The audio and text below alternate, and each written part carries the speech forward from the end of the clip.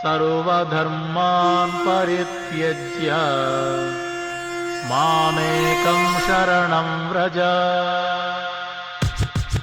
The miseries of material existence and the most hopeless conditions of life is the best possible opportunity to turn to God. You're listening to Bare Knuckle Bhakti Shorties on the Bhakti Recovery Podcast with Jiva G, coming at you every Monday with a little spiritual something. What happens when in our minds... Oh, first of all, good morning, everyone. Hello. Welcome. I hope you guys are well. It is a sunny spring day, and I am on my shorty walk. So I wanted to ask, what happens in our minds when we either break a regulative principle or we haven't chanted our full rounds or we've been slacking off going to meetings? What happens in our minds, and why do we do it? It's something that I've been very much thinking about, because I work with a lot of people who can't forgive themselves when something like that happens. Why is that? You know, when we come to a place of full surrender, when we're grappling with a certain behavior, an addiction, but when we do, however, we do, and I'm telling you this with absolute certainty, we do come to a place where we never want to do it again. And listen to my words very carefully. I never want to do it again. And I can never imagine ever doing it again. It doesn't mean I'm 100% safe all the time about not doing it again. But it definitely means that I never, ever, ever want to do it again. That I'm in a place of total powerlessness, helplessness. And actually, like, when I quit, when I hit my bottom with drugs, there was not a cell in my body that wanted to use again. I was utterly and completely disgusted. I was very fortunate. And at that point in my life, I thought, wow, see, I've surrendered. I'm surrendered soul. But that really wasn't the case. I might be surrendered to the fact that drugs ruined my life and it's something that I never want to do again. And I've, one day at a time, done that for the last 28 years. However, there are 1,000 other behaviors, 1,000 other things that I kind of sat comfortably in my old behaviors surrounding those things. And not because I did it on purpose. Well, actually, sometimes I did. In some certain codependent behaviors, I knew I had a choice, and I chose to give in because I didn't want to have a conflict. But often it's not a choice. It's just because I didn't know better. While we are, I don't know, in the devotee world we say falling down. I'm not sure if in the recovery world we say slips. But while we are, I would say, giving in, indulging, or just ignorantly walking into bad decisions, bad behaviors, for various reasons, because we're doing this, it is a huge learning process. You know, there's a difference between recognizing that you've done something that does not empower you, that doesn't let you have a closer relationship with Krishna. It doesn't mean, just because we've done these things, it doesn't mean that we're doomed forever. And it doesn't mean that we have to take out the whip and beat ourselves with it. It means that we start realizing that we have a choice. And we can really only have a choice when we're surrendered to the fact that that we don't have a choice when we are pulled into obsessive behaviors. And until those obsessive behaviors, in my experience, until those obsessive behaviors became so hard to bear, I did not have a choice, or I just didn't feel like I did. When you start to understand that you have a choice, when you learn that through, I don't know, all different things. People learn it through grappling with drugs, alcohol, codependency, whatever it is for you.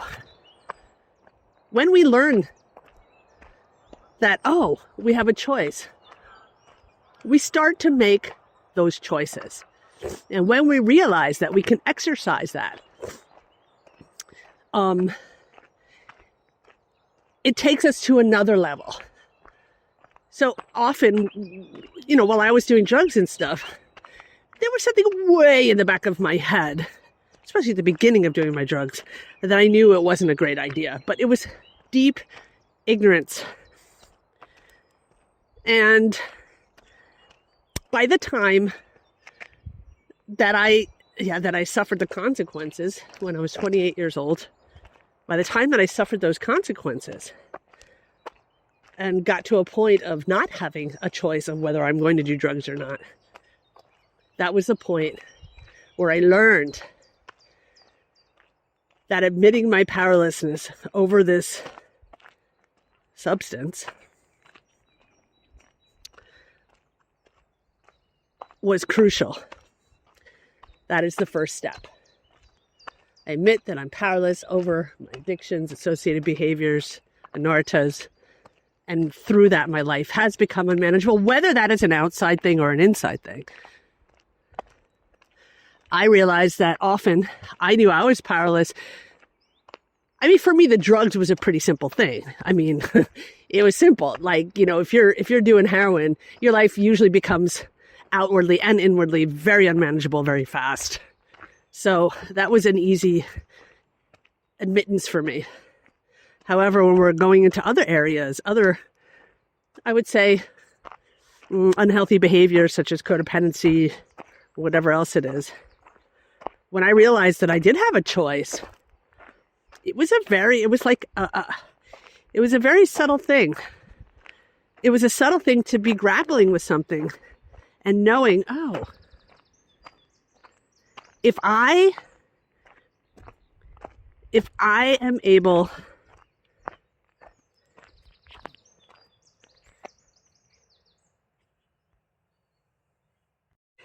so if I am able to see certain behaviors, let's just take a love relationship, and I keep giving in to my codependency because it's easier. When I do that, I'm feeding into that disease. However, it might look on the outside that my life is completely manageable. I have a job, I'm married, I've got the kids. All this on the outside we're managing. So it's hard for people to understand that that's an inner thing. It's an inner work. But your feelings on the inside are completely unmanageable. For me, it was like that.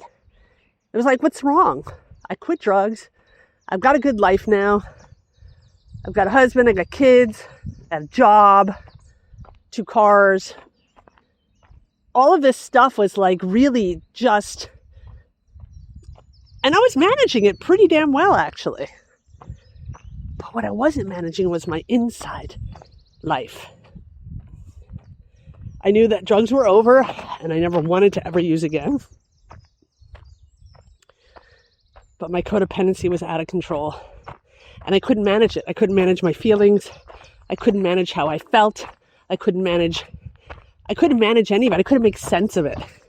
So when we're talking about unmanageability, doesn't mean, well, my life, everybody assumes often, as well as I did, that the unmanageability has to be from the outside. My life is unmanageable. I don't have a home anymore. I lost custody of my kids, etc., etc.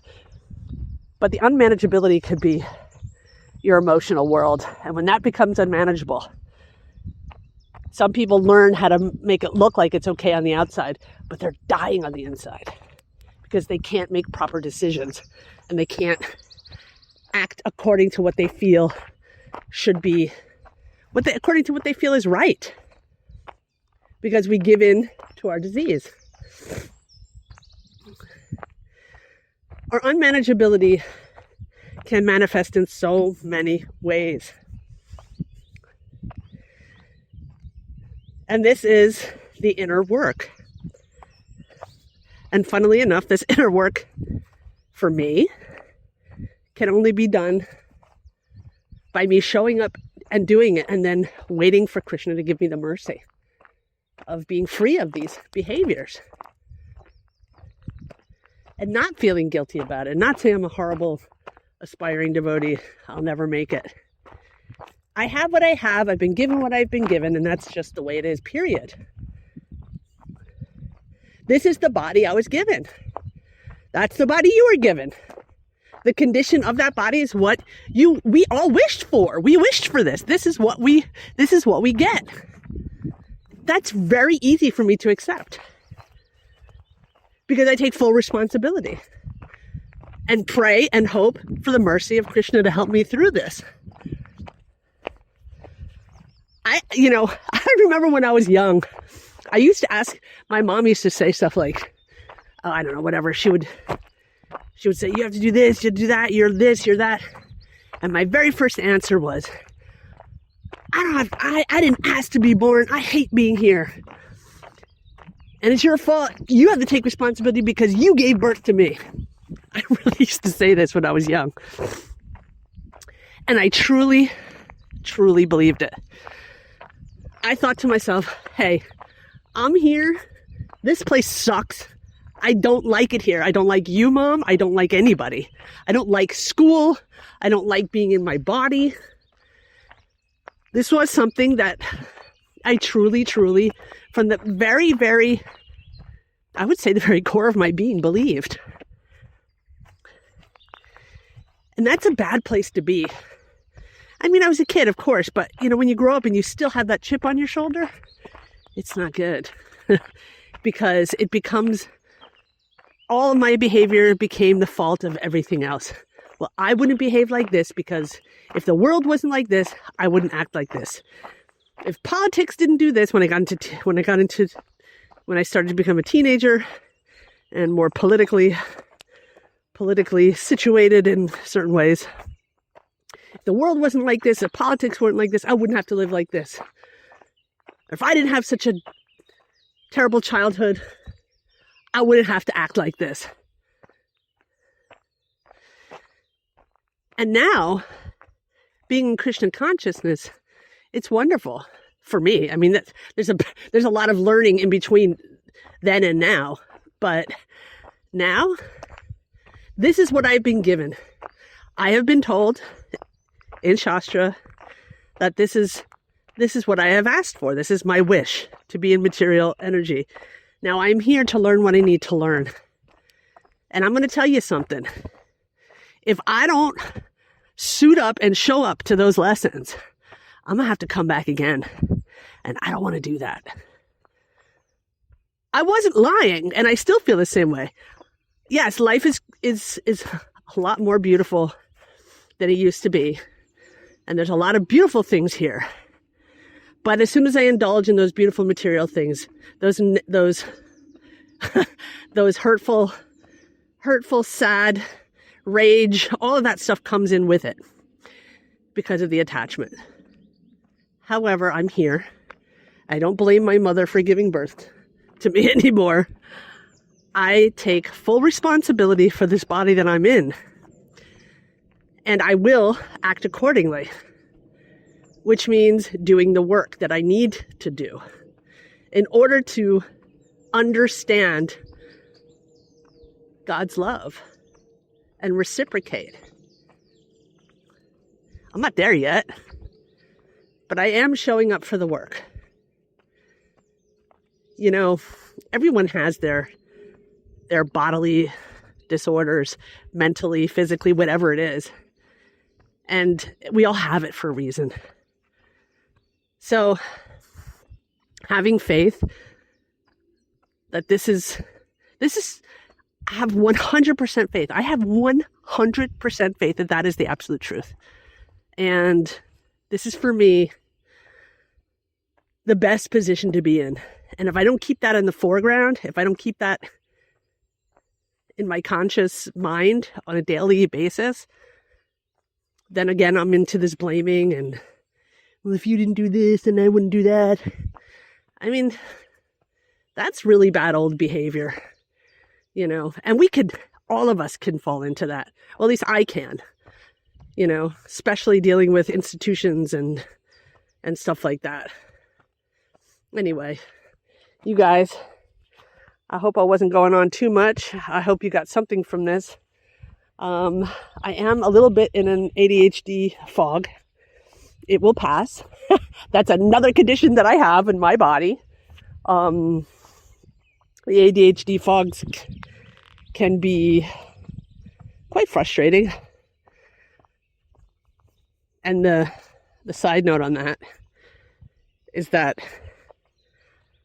grant me the serenity to accept the things I cannot change, the courage to change the things I can, and the wisdom to know the difference.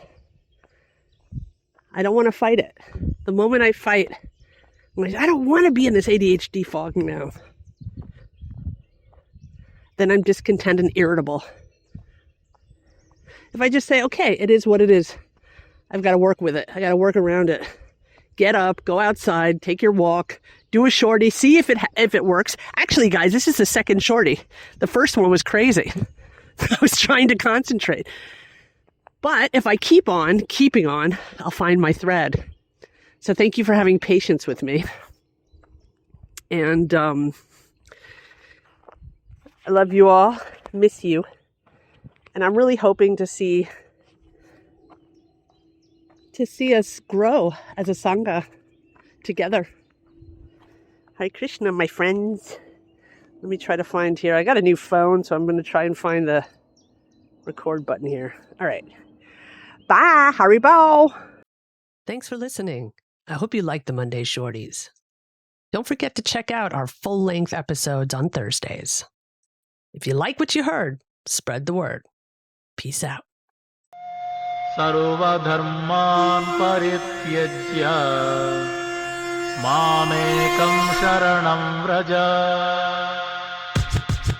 The miseries of material existence and the most hopeless conditions of life is the best possible opportunity to turn to God.